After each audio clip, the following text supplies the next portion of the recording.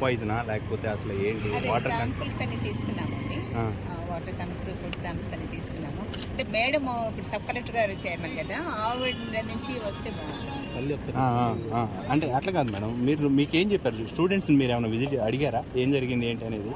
Students అంటే మేము hospital ఎన్ఆర్ఐలో admit అయిన వాళ్ళ దగ్గర ఇంటరాక్ట్ అయ్యాము. ఏం చెప్తున్నారు? సో ఫుడ్డే బాగాలేదన్నారు. ఎంతమంది ఉన్నారు మేడం ఎన్ఆర్ఐ? ఒకళ్ళేనమ్మా.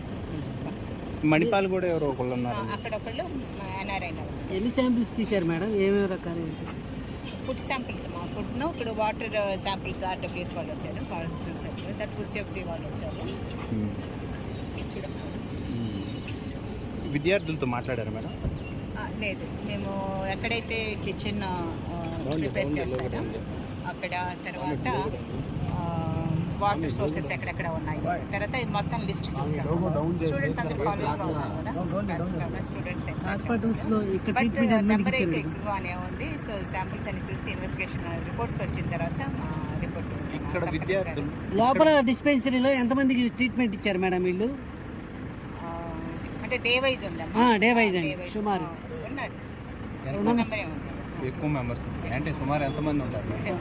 అంటే ఎన్ని రోజుల నుంచి ఎలాంటిది? ఎన్ని రోజుల నుంచి అంటే మనకి 29th నుంచి ఉందమ్మా. గతంలో కూడా మేడం చాలా మంది విద్యార్థులు ఫుడ్ సరిగ్గా లేదని చెప్పి ఆరోపించి చాలా ఆరోపణలు చేశారు దాని మీద. సో మాకు ఎందుకు ఇన్ఫార్మ్ చేయలేదంటే మాది సపరేట్ అటోనామస్ కాబట్టి, మాకు హాస్పిటల్ ఉంది కాబట్టి మేము చెప్పలేదాం. మరి యూజువల్గా ఏదైనా ఉంటే అసలు మనకి ఇన్ఫార్మ్ చేయాలి, ఇన్ఫార్మ్ చేయాలి. సో ఇక్కడి నుంచి మేము చేస్తామని చెప్తున్నాం. Thank you.